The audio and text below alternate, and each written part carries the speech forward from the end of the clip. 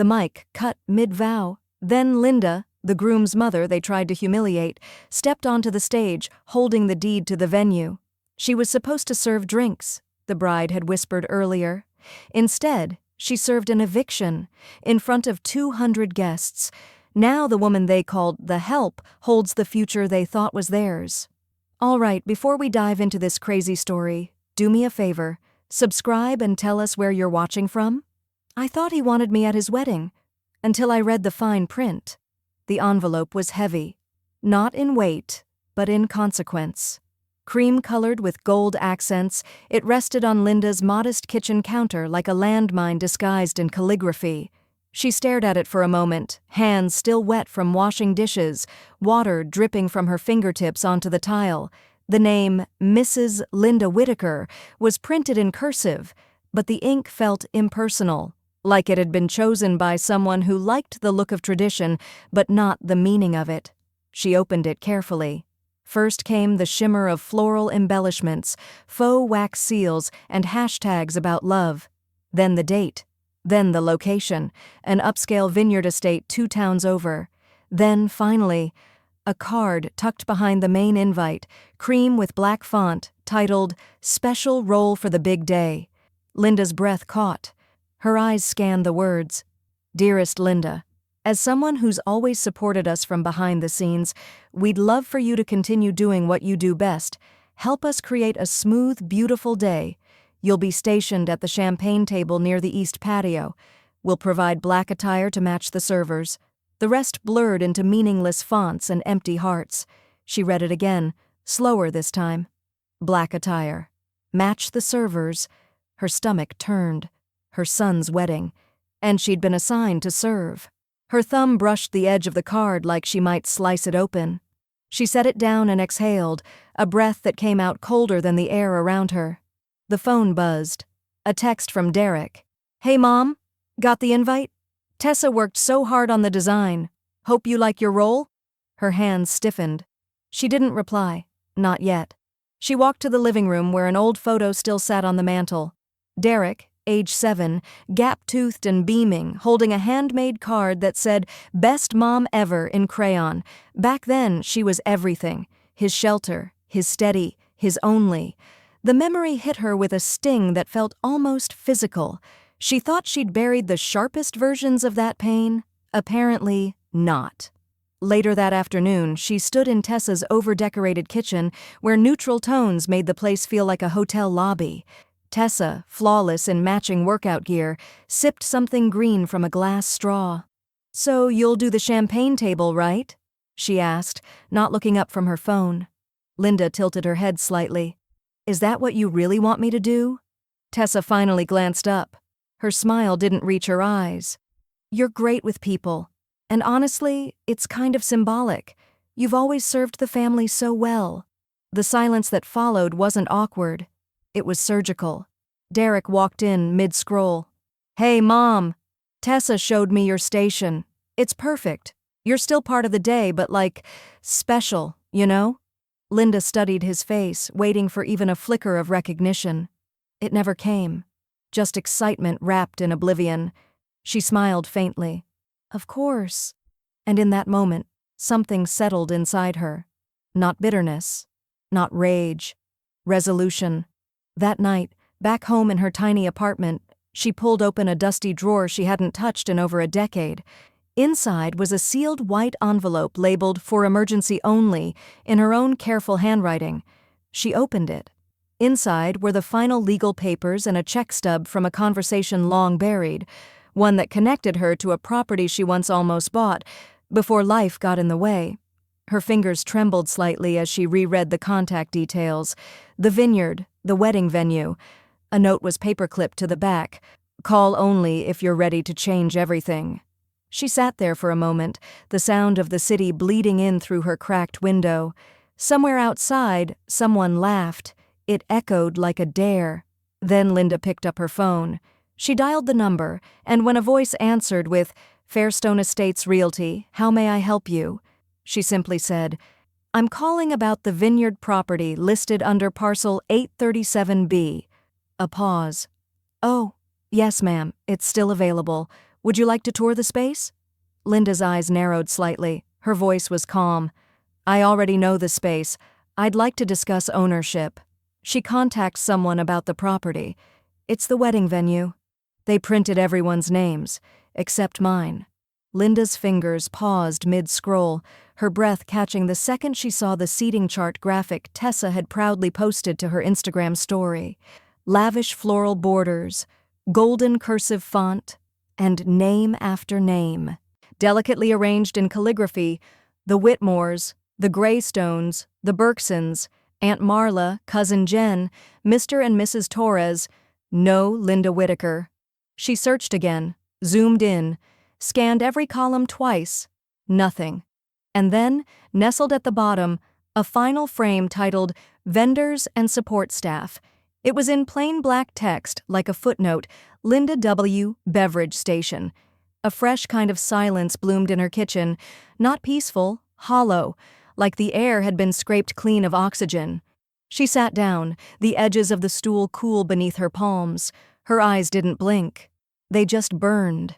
Her phone pinged with a message from Derek, chirpy as ever. Mom! Did you see the chart? Tessa worked so hard on it. Let me know if the black outfit works. Black outfit. That's what Tessa had said during their last meeting in her quartz-white kitchen. For uniformity, Tessa had chirped, swirling her smoothie, the color of algae. It's just that everyone working the event will wear black. You don't want to stick out, do you? Linda had said nothing then, just nodded with that tight, internal smile women master when cornered between insult and expectation. But now it was acidic. Later that week, she made a quiet appointment with Fairstone Estates Realty under a different name, her maiden name, Linda Maynard.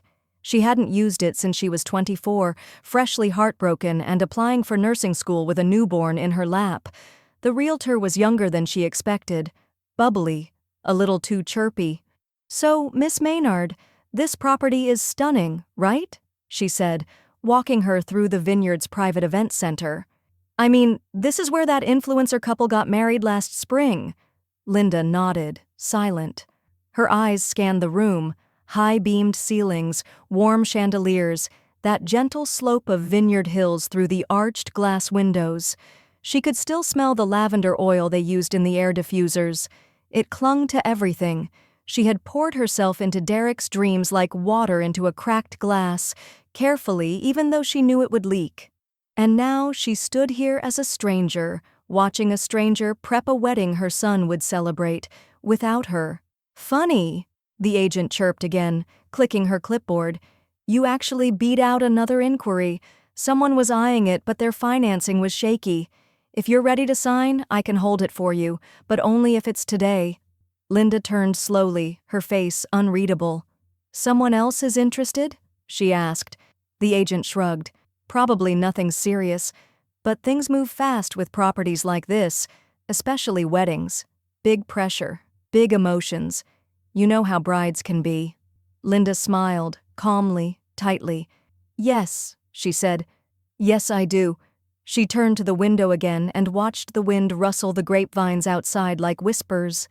The sun hit the hillside just right, casting shadows that stretched like history, long, quiet, undeniable. In her purse, her hand wrapped around the envelope. The deposit papers were still inside, unsigned, but not for long. She took a breath so deep it changed the shape of her posture. More straight, more centered, more her. I'll sign, she said. The agent beamed. You're gonna love owning this place. It's magic for weddings. Linda glanced once more at the corner where they'd probably set her drink station. Let's make it unforgettable, she said. The realtor says another buyer is interested, unless Linda signs now. I didn't wait for karma. I wired the deposit. She didn't flinch when the final amount flashed across the realtor's screen. $217,000 for the down payment. 3 zeros she'd stared at for years, never touching them. Not once. Not when the car broke down, or when the roof leaked, or when Derek said, Mom, just a little help to cover Tessa's dress fittings.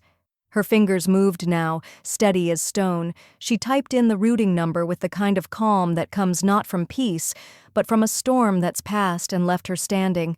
Linda Maynard, not Whitaker, not Mom, not the help, just her, unsoftened, unowned. As the wire transferred, the room seemed to shift, not the air, but her place inside it.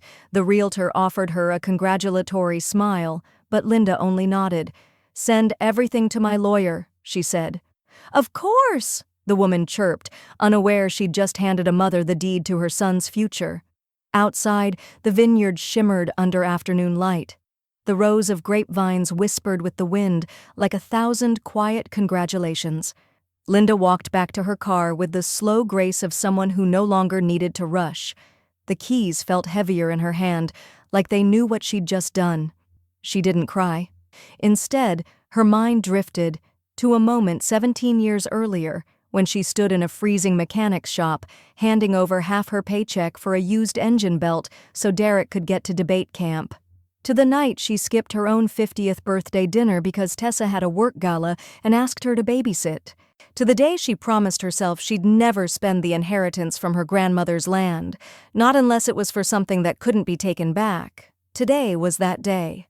Back at home, her phone buzzed with a new group message. Tessa. "Hey everyone, just a heads up, Derek's mom might not be able to help with bar service anymore. She's got a lot going on. We'll adjust the schedule." Linda stared at the screen for a long moment. Her thumb hovered over the reply button. Then she locked the phone and set it down without a word. She wasn't angry. No, anger would have been easy, predictable, loud. This was deeper. She brewed tea the way she always had. 2 minutes steeped, splash of oat milk, 1 spoon of honey. Her kitchen smelled like eucalyptus and lemon. Peaceful. Deceptive. The silence was not empty. It was preparing.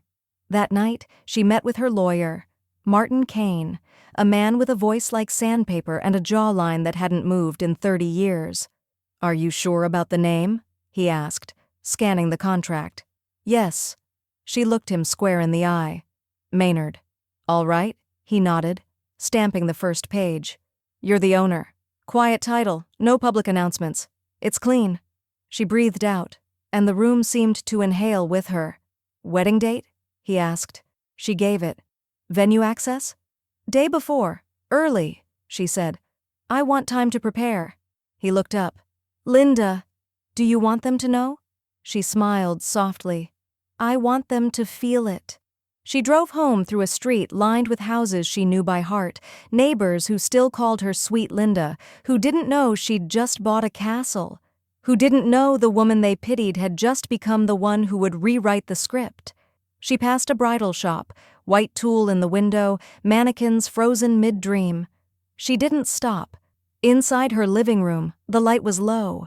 She sat on the couch and pulled out the old file folder marked, "For emergency use only." For years it held her just-in-case money, just-in-case faith. Now it held a deed. Her phone buzzed again. This time, a simple notification from her bank. "Transfer complete. Deposit successful. Congratulations, Ms. Maynard. You now own the Willows estate." She didn't smile. She just sat back and whispered to the quiet room, "Let the rehearsal begin." She receives confirmation. The venue is hers. Funny how the help just bought the castle. She carried the wine glasses to the back counter with practiced ease, the crystal chiming faintly as they touched, not because she worked there, but because no one offered to help. The venue buzzed with wedding week frenzy. Florists rushed in with lavender bundles, caterers tested the plating, and the wedding planner floated through like a monarch surveying her hive. Linda moved quietly through the chaos, invisible by design. That was always the trick, wasn't it? Be helpful, not present. Be silent, not seen. She watched as Tessa clinked glasses with her bridesmaids across the room, laughter sharp and sugar-laced. The same laugh Linda had once mistaken for charm.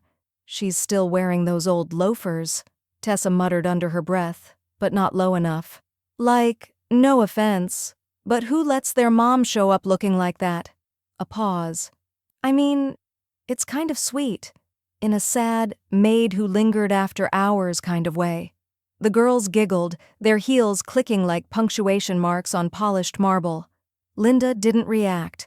Not even a twitch. She was already somewhere else in her mind, years earlier during Derek's final year of college, when she sold her own engagement ring to pay his tuition gap. He'd been too proud to ask for a loan. She hadn't asked for repayment. The ring had been pawned in silence, like everything else. "Hey, Linda," one of the wedding staff asked, breaking her memory. "Can you help confirm the guest badge checklists? Tessa said you're coordinating." Linda turned, smiling politely. "Of course." Later that night, alone in her quiet kitchen, she opened her laptop. Her fingers moved with steady intent.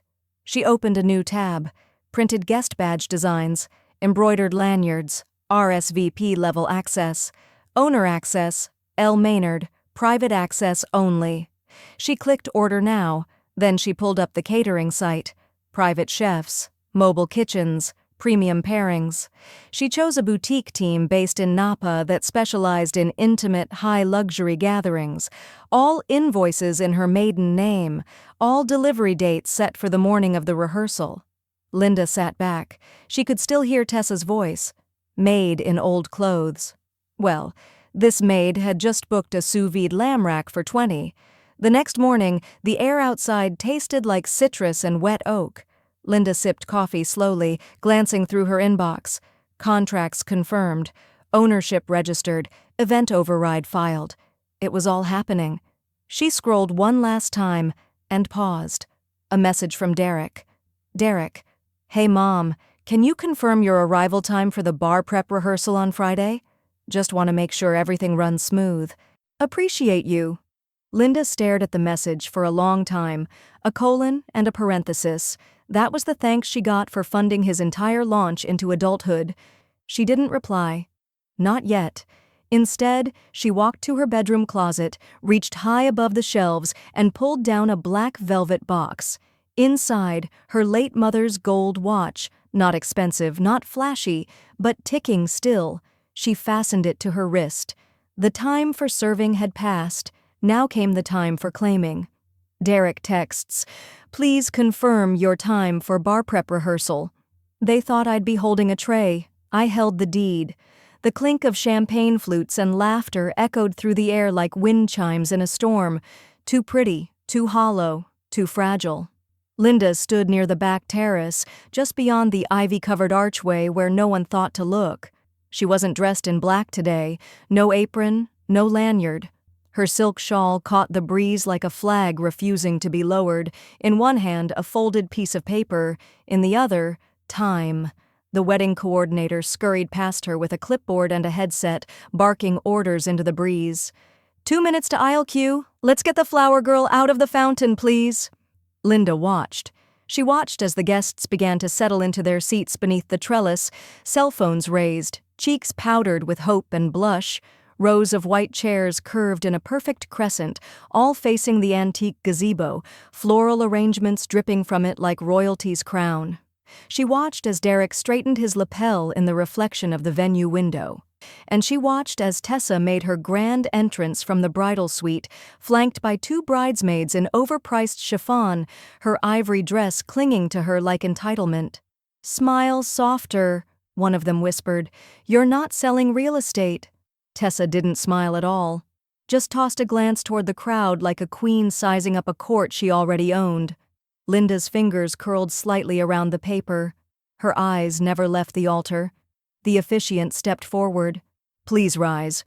A murmur lifted through the chairs as guests stood in unison, the orchestral string track swelling from the speakers.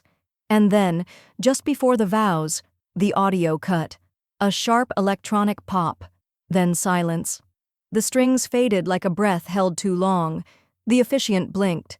I'm not sure what happened." The wedding planner darted from the wings, headset pressed tight. "I've just received notice from the venue operations," she announced, voice trembling. "There's been a procedural update regarding the event." A ripple of whispers. Tessa's brows furrowed. Derek looked lost. Linda moved, 1 step, then 2. The shawl slipped from her shoulders as she made her way down the center aisle, slowly, deliberately, as though time itself made room for her now. Guests began turning. Cameras dropped. She walked past the rose petals, past Derek, whose lips parted in confusion, past Tessa, whose eyes narrowed like shutters in a storm. Linda climbed the small step onto the platform, unfolded the paper in her hand, and handed it gently to the wedding planner. The woman read it, blanched. "Ma'am?" the officiant whispered, glancing between them. "What is this?" Linda finally spoke, her voice smooth and controlled. "I'd like to welcome you all," she said, "to my venue." Gasps. Silence. Tessa stepped forward, voice low and sharp. "What the hell are you talking about?" Linda turned to her, measured, elegant. "I purchased this estate last week. The paperwork finalized an hour ago. All bookings are now subject to my terms."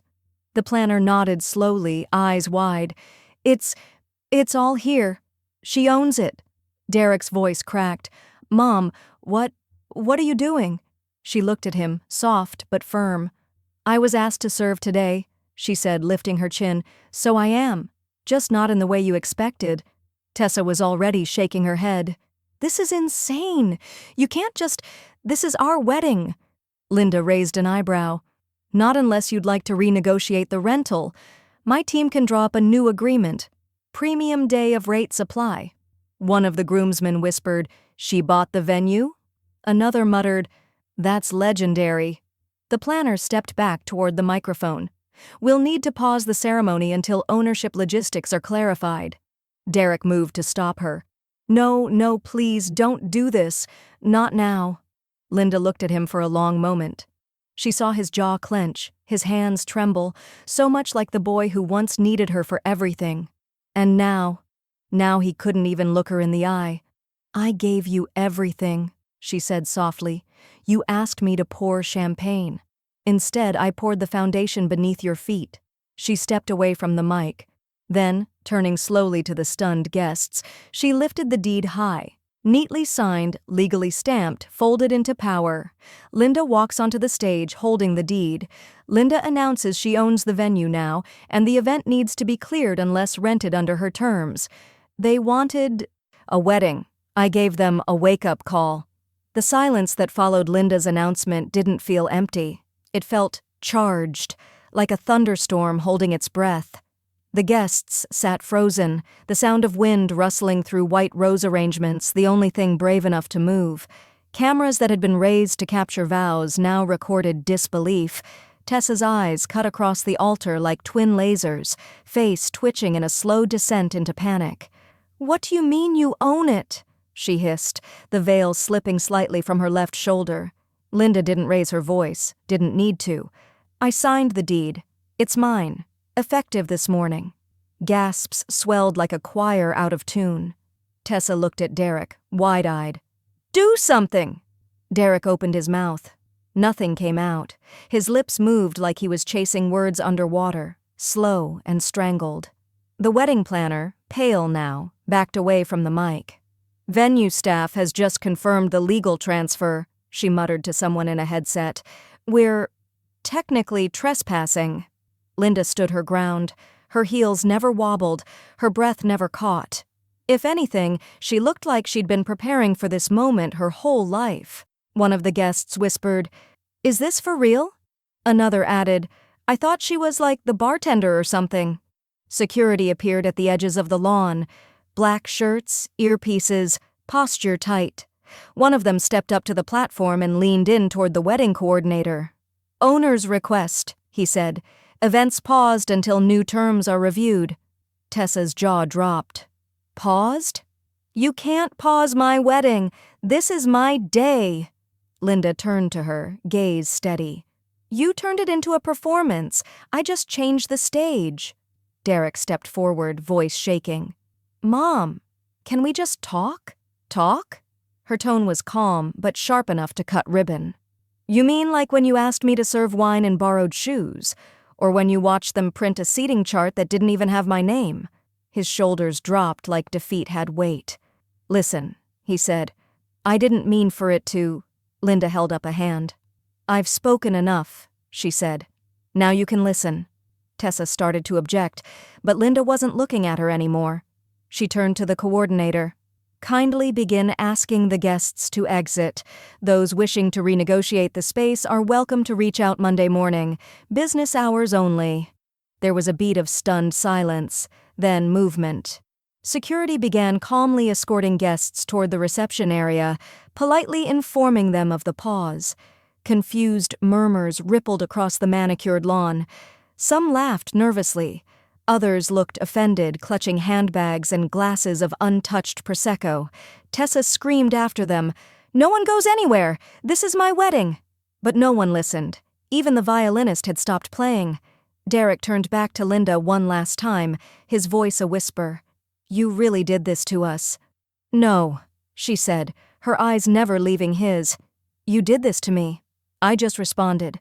With that, she turned and walked off the platform. The crunch of gravel beneath her heels echoed louder than applause ever could. Behind her, the wedding party unraveled like bad ribbon. Bridesmaids cried. Guests blinked at their programs like they could rewrite history. Tessa shrieked something incoherent. Derek slumped into a chair that wasn't his anymore. And Linda never looked back. She walked through the back garden archway, where the early evening light turned golden across the grass. Past the catering table, past the champagne tower, past the woman who once scrubbed banquet floors and raised a boy who forgot the value of her silence. Then, just as she reached the side gate, a voice called after her, "Excuse me, ma'am, wait." A young woman jogged up, holding her phone. Her lanyard read, "Maya Lin, Culture and Life Blogger." That was incredible, she breathed. "I was covering this for a wedding trends column, but are you the one who owns the venue now?" Linda gave a single nod. Maya's eyes lit up. "I need to feature this. Would you be open to an interview? We're calling it the Revenge Mother of the Year. The internet's going to love you." Linda paused, and then, just once, smiled. "A news blogger on site wants to feature the Revenge Mother of the Year. They served me humiliation, I served it back chilled. It wasn't the kind of video you planned to go viral, but once it did, the internet couldn't look away. Someone had caught it on their phone, from the third row, just as the microphone cut mid-vow and Linda stepped forward. The title was simple, Mother of the Groom Just Flipped the Entire Wedding. It exploded. By morning, it had 4.2 million views. By lunch, TikTok edits stitched Linda's line. "You turned it into a performance. I just changed the stage." Over slow-motion clips of her walking away under the garden arch like a queen leaving a battlefield. Venue reversal trended on X. Reddit threads decoded the drama like it was a mini-series. Strangers called her a legend, a hero. One user wrote, "She played chess while they were too busy decorating the checkers board." Linda didn't respond to any of it, but she read every comment, quietly, like sips of a drink she'd earned. Her inbox, though, didn't stay quiet. Dozens of messages poured in, women who'd served silently for decades, mothers, stepmothers, aunts. One wrote, "I've never seen someone claim their worth in real time. Thank you, Linda, let it in, let it settle, but never let it bloat her." Meanwhile, the fallout back at the Bennett estate was less graceful. Derek's phone buzzed endlessly. His new in-laws, once thrilled to attach their name to the venue, now bombarded him with calls filled with disappointment and strategic distancing. His father-in-law's message said it all. "You let your mother hijack the most important day of our family's life. You didn't just lose control, Derek. You lost credibility." Linda was no longer just Derek's mother. She was now the woman who changed the entire narrative. And people noticed. She stood at her kitchen island in slippers, brewing jasmine tea, as the wind whistled softly through the open window. Sunlight hit the countertops. Her phone buzzed again, this time a reply from a rental agency near Lake Halcyon. The message read, "Booking confirmed. 2 weeks at Whispering Pines Cottage. Check-in Saturday." Linda stared at it, then smiled. She moved to the fridge and opened the catering trays, the untouched canapes, the salmon roulades, the carved fruit bouquet meant to impress guests who never got to eat. She didn't toss any of it. She called a shelter downtown. "Would you accept a donation of fresh gourmet catering?" she asked. A pause on the other end, then an audible breath of disbelief. "Absolutely," the woman replied. "That would be amazing." That afternoon, a quiet truck pulled into her driveway. 2 volunteers carried the food away. Linda watched them drive off with the sun behind them and thought, this is what redemption should taste like: cold, crisp, generous. But peace never lasts long in the wake of ego. By evening, her voicemail pinged. One new message: Tessa. Linda sat down, folded her hands in her lap, and pressed play. The voice was tight, brittle with rage. You're unbelievable. Do you even understand what you've done? My family? My career? You've ruined everything. We had sponsors. Brand reps were watching. You humiliated us publicly, and I will be speaking to a lawyer. You think this is over? You think a couple of viral tweets make you a saint? Guess again. I'm coming for you. The message ended with a beep so loud it felt like punctuation. Linda didn't flinch. She just stood, walked to the window, and looked out at the slow-setting sun. Her reflection appeared faintly in the glass, older, wiser, undefeated. Then, without saying a word, she deleted the message. No reply, no panic, no fear. Just the smile of a woman who'd already made the move before the other side even knew the game had changed. Tessa's furious voicemail arrives, threatening legal action. They sued me for embarrassment, but I had receipts. The envelope was thick, cream-colored, embossed with gold, the kind of legal letter that tried to smell like authority. Linda didn't flinch when she opened it. Her lawyer, Sienna Parrish, had already warned her it might come. But still, the official stamp of notice of pending civil action, defamation, emotional damages, event disruption, hit differently when it was real. Linda ran her finger down the typed lines and exhaled. No tremor, no sigh, just calm. Embarrassment? She thought. Embarrassment was being asked to wear black and serve hors d'oeuvres at your own son's wedding. She placed the letter on her oak kitchen table and dialed Sienna. Tell me they're serious, Linda said dryly. Oh, they're serious, Sienna replied. But not smart, Linda chuckled. Isn't that always the combo? Sienna continued, voice crisp with precision. I went through the contract Derek and Tessa signed for the venue. Your venue. Not only did they breach Clause 7A by not disclosing the change in media coverage, but they violated 3 city event codes: noise restrictions, occupancy load, and unlicensed alcohol distribution. Linda blinked once. 3? 3, Sienna confirmed. And here's the kicker. They can't win this. Not unless you made slanderous claims or damaged their reputation without cause. Linda's silence was loud enough to make Sienna pause. You didn't, did you? The lawyer asked carefully. Linda smiled. Number. But I might have recorded a few things, you know, in case there was a beat of silence.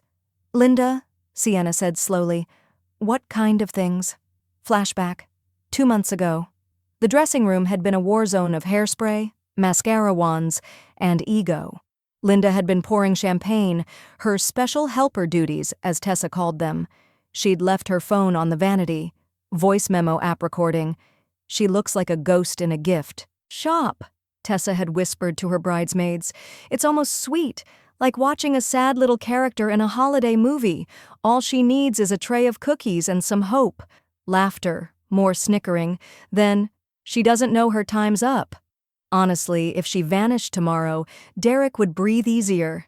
Linda had stood just outside the door, tray in hand, listening with her spine straight and her silence loud. She sent the audio to Sienna that night, just in case. Now, back in the present, she reopened the folder, labeled simply, Tessa, audio recordings. I'm leaking it, she said softly. Sienna paused. You sure? She made me a shadow, Linda replied. Let the world see who stood in the light. That night, a burner Twitter account named at Venue Truth 2024 posted a single audio file, no caption. Just the sound of Tessa, laughing, mocking, unraveling her own image with every vicious word. Within 6 hours, it had 2.1 million views. By morning, it had a hashtag, #Tessa Unfiltered. Within 24 hours, Tessa's face was all over Instagram, for the wrong reasons. Fashion accounts that once featured her were deleting tagged photos. Her skincare partnership quietly pulled her from their website. Influencer drama channels dissected her downfall with popcorn-ready relish. On a podcast, a guest bluntly said, Turns out the picture-perfect bride was just another mean girl in designer beige. And then, Linda's favorite part, a news alert popped up on her phone. Breaking. Tessa Whitmore dropped from Serenity Glow brand deal following leaked audio controversy. Linda sipped her coffee slowly, the steam rising like a quiet applause. Tessa is dropped from a brand partnership over PR scandal. They screamed into the internet and got silence back. Derek posted a carefully crafted apology video at 2:17 a.m. The lighting was soft, the tone gentle. He wore a faded hoodie to look humble, eyes red-rimmed like he hadn't slept. He talked about stress, about miscommunication, about the harsh pressure of public scrutiny. He used words like family and love and healing. But the comments weren't buying it. Bro, your mom raised you and you let your wife treat her like a waitress? You didn't misspeak, you just got caught. You didn't lose your mom, you threw her away. Within 2 hours, the video was ratioed, more quote tweets than likes.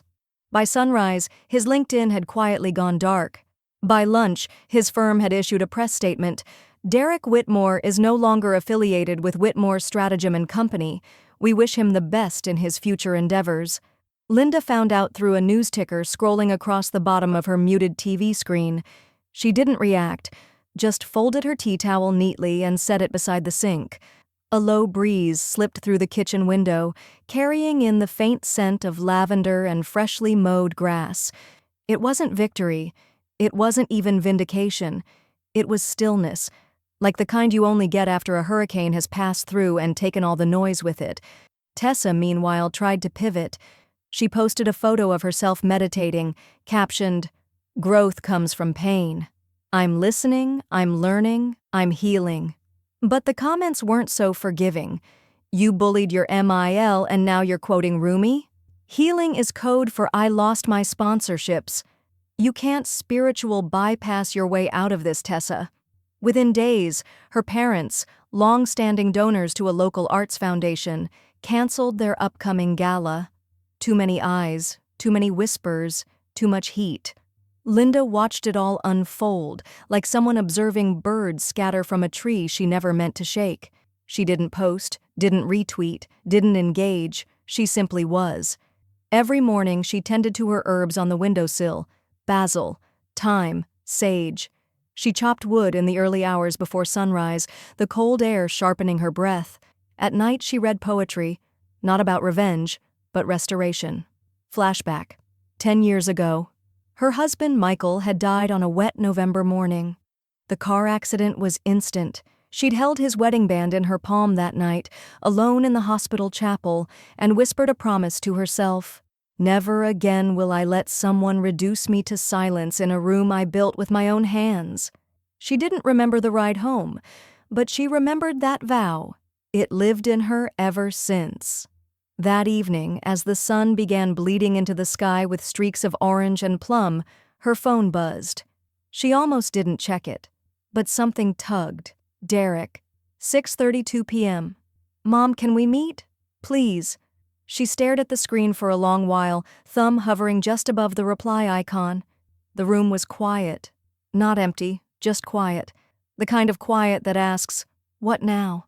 Mom, can we meet? Please. He said sorry, but sorry is for spilled milk, not for broken hearts. The bell over the diner door jingled like a warning shot. Linda stepped inside, the scent of burnt coffee and maple syrup hanging in the air like a memory. It was the kind of place where truckers sat silently in corner booths, and the waitress knew when not to ask if you wanted pie. Derek was already there, hunched over a chipped mug, both hands wrapped around it like he needed the warmth more than the caffeine. His suit jacket was too tight across the shoulders, tie loosened like it was trying to escape him. The moment he saw her, he stood, too fast, too eager. "Mom," he said, voice low as if reverence could erase the past. Linda slid into the booth without responding. She didn't remove her coat, didn't smile. He sat too, clearing his throat. "Thanks for coming. I didn't think you would." She nodded once. "No more." Derek fumbled with the sugar packets. "Listen, I just want to say I'm sorry. For everything. For how things looked. For how it made you feel. That's not what we meant." Linda's gaze didn't flinch. She stirred the black coffee the waitress poured without asking. No cream, no sugar, just the way she took it when she was working 3 jobs and couldn't afford to be soft. "It wasn't about how it looked," she said finally. "It was about how it was." Derek sighed. Tessa, she was under a lot of pressure. And I've been under pressure too. With work, the market, expectations. Linda blinked slowly. "Is that your apology?" His mouth twitched. "I'm trying to explain." "No," she said, "you're trying to justify." The silence between them stretched like a tightrope, one he wasn't sure how to cross. The waitress returned with plates they didn't order. Derek's usual. Over medium eggs, toast, hash browns. For Linda, just a plain croissant. She didn't touch it. "You know," Derek said, soft now, "Dad would have wanted us to fix this." Linda's jaw tensed. "Don't bring your father into this. He believed in showing up. You handed me an apron and called it honor."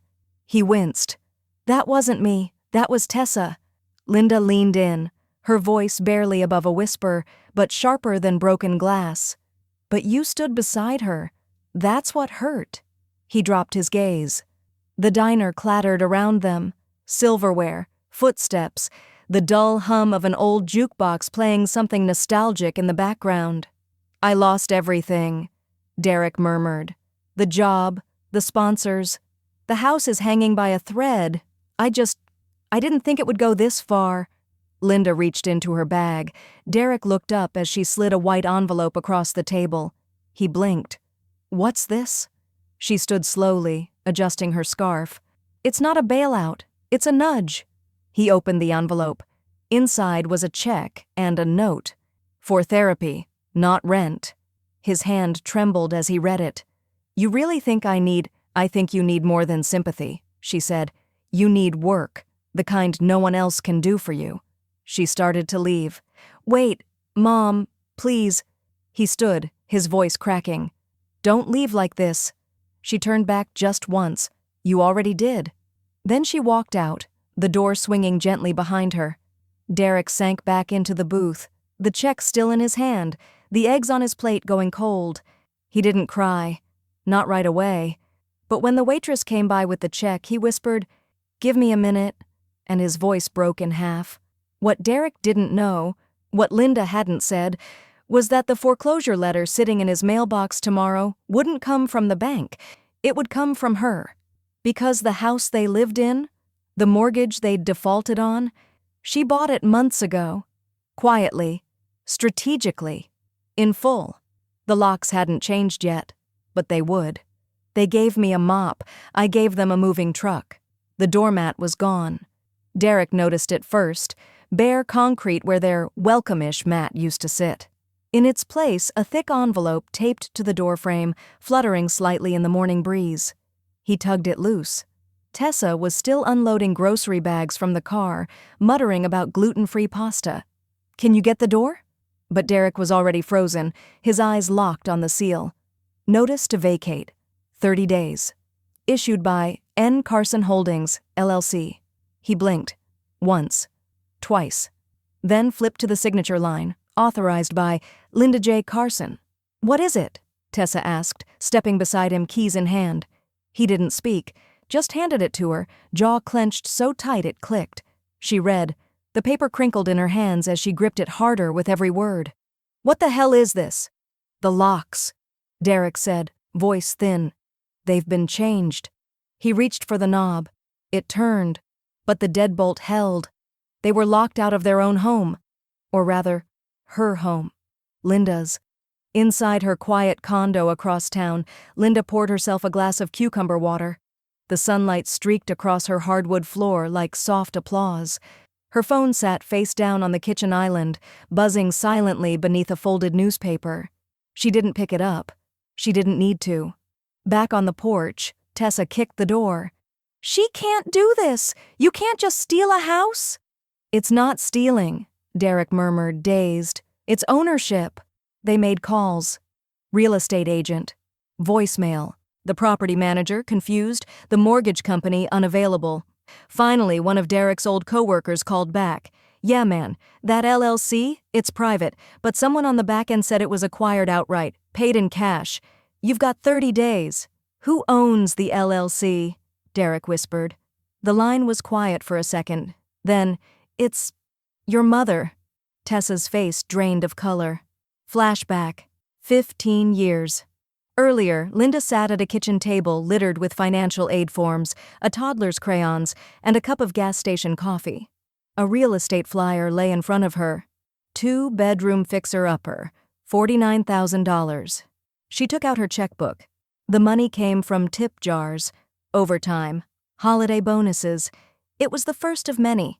She never bought new shoes, never took vacations, but she bought homes, quietly, one every 3 to 5 years, always under her maiden name. Everyone thought she was just getting by. They never saw the deeds in the safe. Derek texted 5 mutual friends. Please, talk to her. Just help us explain. 3 didn't reply. 1 said, she's not picking sides. She's finally picking herself. Only 1 responded with a screenshot of Linda's new voicemail message. You've reached Linda. If this is about property or peace, leave your number. If it's about guilt, I'm unavailable. Back in her condo, Linda folded laundry with smooth, practiced grace. The scent of lavender dryer sheets drifted through the room. The doorbell rang. She didn't move at first, then walked, unhurried, to the door. No one was there, just an envelope, thick, white, no stamp, hand-delivered. On the front, her name in bold, messy cursive. Inside, a letter from Tessa. The handwriting was shaky, ink smudged near the bottom. Linda sat on the couch, held the envelope in her lap, and didn't open it, not yet. She just stared at it like a relic from a time she no longer belonged to. Outside, wind pressed against the window pane, whispering possibility. The letter waited, and so did Linda. Sometimes closure looks like a sealed envelope in the trash. The envelope sat on the counter for 3 days, untouched, unopened, unwelcomed. It moved only once when Linda brushed a few crumbs from the granite with the side of her hand. Even then, she paused, stared at it again, and left it right where it was. The paper was smooth, thick, with her name scrawled in Tessa's unmistakably sharp, looping handwriting. A pen had dug into that paper like it was seeking redemption, or rehearsal. But redemption didn't live here anymore. Linda stood barefoot in her kitchen that morning, stirring cream into her coffee, the smell of hazelnut and quiet pride blooming around her like a second skin. A candle flickered near the window. The day outside was gray, but it wasn't heavy. It was a hush, a lull, the kind of morning that didn't need noise to prove it was alive. She picked up the envelope again, turned it once in her hands, then walked to the fireplace. No dramatic breath, no ceremonial tear. She fed the letter directly into the flame. The edge curled first, blackened with a hiss. Then the middle folded in on itself like it couldn't bear its own weight. The handwriting faded beneath ash. Linda didn't blink. She simply turned, walked to her writing desk, and opened a blank page in the leather-bound journal she'd been circling for weeks. The first line flowed out of her like muscle memory. This is not a revenge story. It's a resurrection. Her pen moved with certainty. Decades of silence unraveled in blue ink. Grief, love, the day her husband died holding her hand in the hospital room with the leaky ceiling, and how she spent the next week fixing plumbing and filing death certificates instead of mourning. The time she sold her wedding ring to pay for Derek's tuition. The night she stayed up massaging his feet through panic attacks while he whispered, "You're the only reason I'm not gone." She kept writing until her hand cramped. Then she smiled. The voice she'd once muted was louder now than ever. 2 weeks later, Linda signed the deed to a small, run-down community hall near the edge of downtown. The real estate agent looked confused. "Are you sure?" he asked, glancing at the peeling paint and cracked stained glass.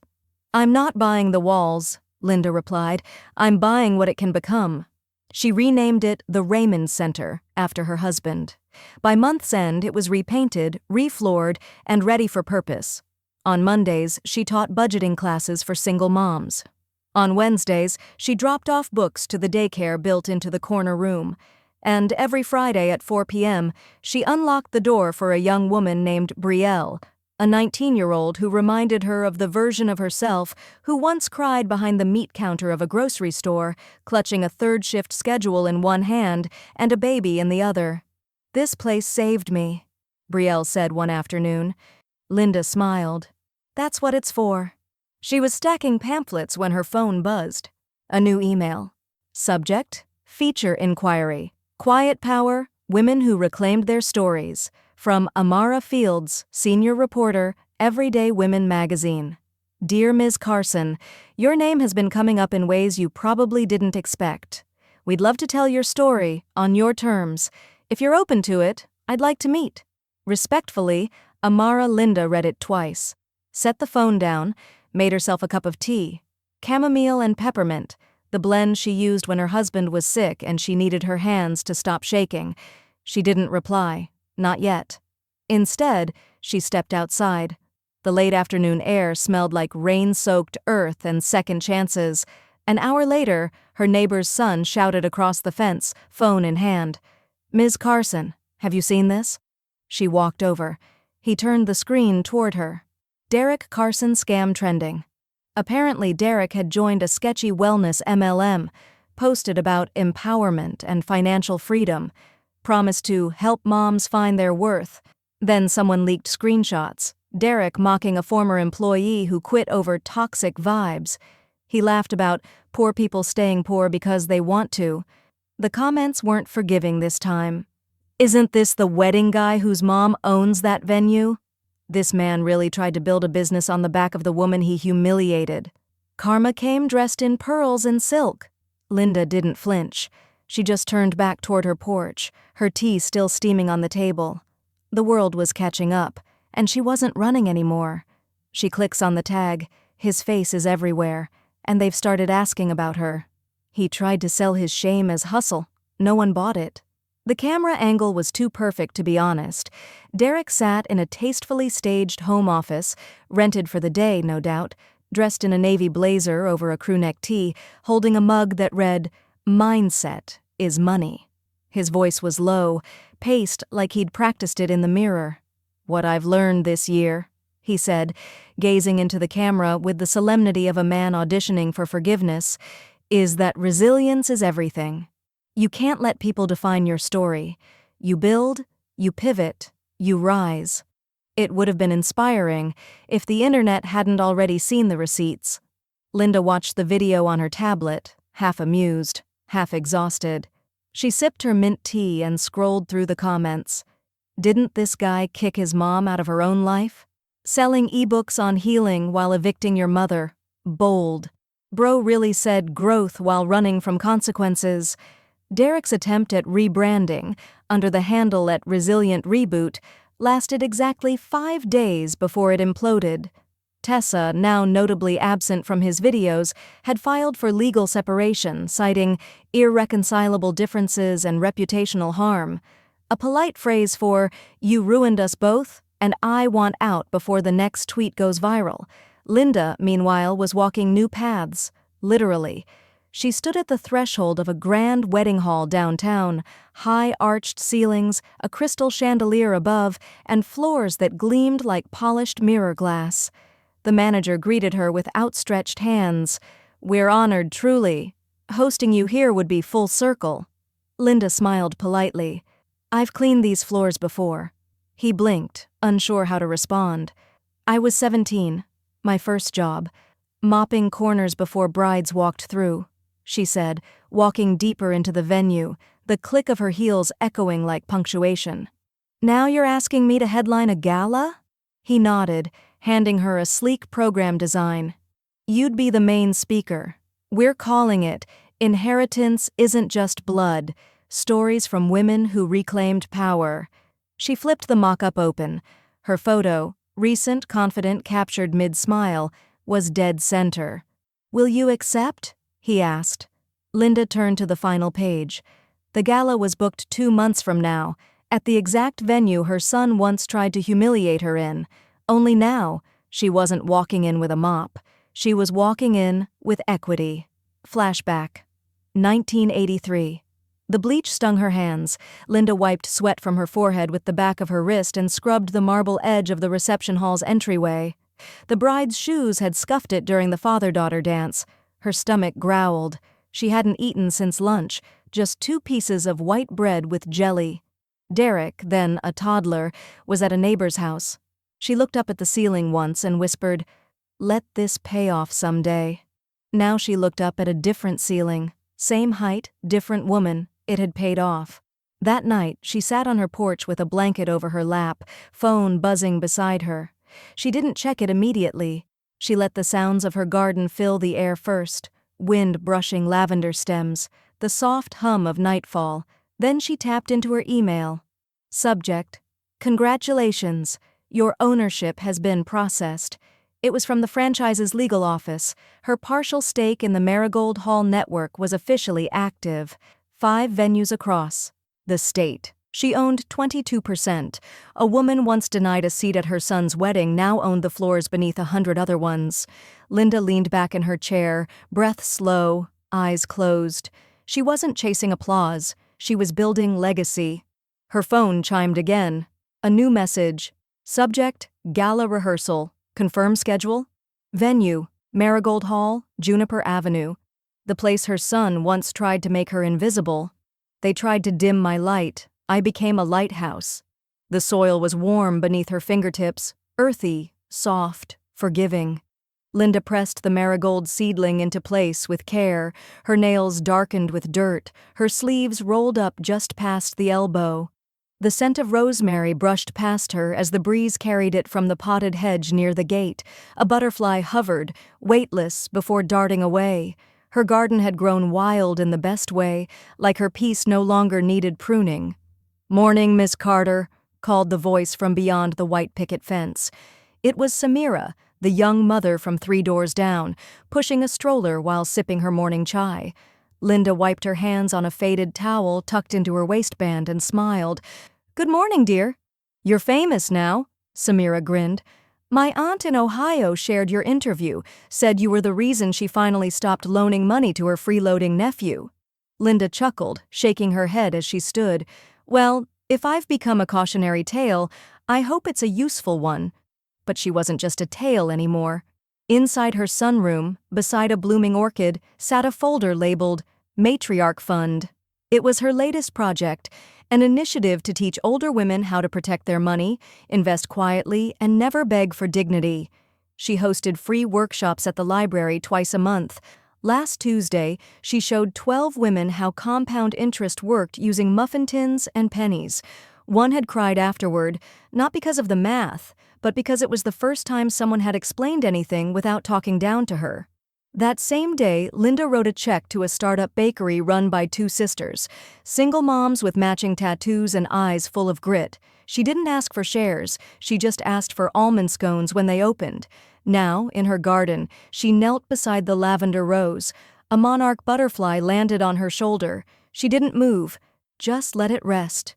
Behind her, wind chimes whispered gently. She was no longer rebuilding. She had rebuilt. "Miss Carter?" A soft voice called from the front porch. Linda stood, brushed her palms off, and turned. It was Evan, the teen from next door. He held out her cordless phone like it was radioactive. "Call for you." "Said it's urgent." She raised an eyebrow, surprised. She hadn't used the landline for anything except gardening playlists in weeks. Taking the phone, she pressed it to her ear. "Hello?" There was a long pause. Then a voice she hadn't heard in weeks. "Mom, it's me, Derek." His voice sounded thinner somehow, less sure. The silence between them wasn't angry. It was hollow, like the aftermath of a sandstorm. I wanted to tell you I'm leaving," he said. "Tessa and I are done. The house sold. I'm taking a job in Arizona." Linda said nothing, just listened. A car passed in the distance, its tires soft on asphalt. "I'm not asking for anything," he continued. "I just thought maybe you'd want to say goodbye." The words didn't rush. They drifted, searching for a landing spot. Linda looked up at the sky. It was clear today. No clouds, no omens. "I see," she said quietly. A cardinal fluttered from the rosemary bush to the top of the gate, chirping once before taking off again. "I understand," she added, her voice soft but unreadable. "I'll text the details," Derek said. "It's next week, if you want." A click. The line went dead. Linda stood for a long moment, the phone still in her hand, the marigolds at her feet. She didn't cry, didn't speak. She just turned slowly and walked back toward her house. Her shadow fell long on the cobblestone path. On the kitchen counter, her phone buzzed again. A new message from Derek. "Please, even if you don't forgive me, let me see you one last time." Linda stared at the screen, then the garden, and said nothing. "They never raised a glass for me, so I did it myself." The room glowed gold, not from chandeliers or candles, but from laughter, warmth, and the kind of joy that doesn't need a reason to exist. Linda stood near the head of the table in a soft, sapphire-wrapped dress that shimmered like dusk when she moved. Around her, a dozen women clinked glasses, passed around lemon bars someone had baked that morning, and argued, lightly, lovingly, about whether joy or healing took more time. No one here was perfect, but they had all arrived, whole, in pieces, or somewhere in between. And tonight was Linda's night. Her 65th, not a quiet dinner in a dim back booth, not another card with someone else's name above hers. This time, her name was on the invitation, Handry, 10, with a pressed gold foil monogram. The private dining room at the Marigold had once turned her down for Derek's rehearsal dinner because she didn't meet the reservation requirements. Now she sat beneath their coffered ceilings as a silent co-owner, and no one batted an eye when the server greeted her with a hug. The champagne was dry, crisp, chilled to perfection. Linda raised her glass slowly. Her hands were steady, her eyes soft. "Ladies," she began, her voice a velvet ribbon, "I've waited decades to be told I mattered." Murmurs fell to hush. "I spent my life setting tables, pouring drinks, making rooms feel warm, without anyone noticing who lit the candles." A quiet pause. "But I see you now, and I know you see me. That's enough." No flourish, no grand speech, just the kind of honesty that lands like a truth someone else was too afraid to say first. The table erupted in gentle claps and tender smiles. Someone whispered, "You're our lighthouse, Linda." Another, "You taught me how to stand up without raising my voice." She nodded, took a sip. The bubbles danced on her tongue, sharp, affirming. Outside the tall window behind her, the lawn was dressed for someone else's celebration. Fairy lights strung between oak trees, a tent billowing in the breeze, a bride in ivory spun under the archway, bouquet trembling in the twilight. Linda watched her for a moment, just long enough to feel the memory press against her ribs. Then she smiled, not with envy, but with release, the kind that whispers, "Let them have their day. I've already lived my proof." She turned back to her table just as the dessert tray arrived. Pistachio macarons, lavender cream cakes, dark chocolate tartlets. A quiet indulgence for women who once had to ask permission to treat themselves. Someone tapped a glass with a fork. Linda blinked. It took a moment to realize the attention was still on her. "Tell us," said Grace, a retired accountant who'd just left a controlling marriage after 30 years. "What changed it all?" Linda set her flute down gently, her finger tracing the edge. "I stopped waiting for their toast," she said, and raised my own. At that, silence swept in, thick and meaningful. Even the servers paused, even the clock seemed to listen. Then someone stood and raised their glass again, then another, and another. To Linda, to dignity, to taking the damn room back. Toasts layered like chords of an old song, each woman adding a verse. Linda's eyes misted, but the tears didn't fall. They clung to her lashes like witnesses. She leaned back, hand resting over her heart, and exhaled deeply. No stage, no spotlight, just this, clarity dressed as calm. The party lingered into the blue part of the evening. No one rushed to leave. No one asked what came next. And when the last slice of cake had been boxed and the final kiss on the cheek delivered, Linda stayed behind a moment longer, alone. She stepped to the window once more. The wedding outside had moved indoors now. The bride's train vanished behind the reception hall doors, music muffled, lights twinkling. Linda raised her half-empty glass one last time. "To the women who serve," she whispered, "and then take the room." She sipped slowly and let it finish. "They tried to make me serve. Instead, I took back the room.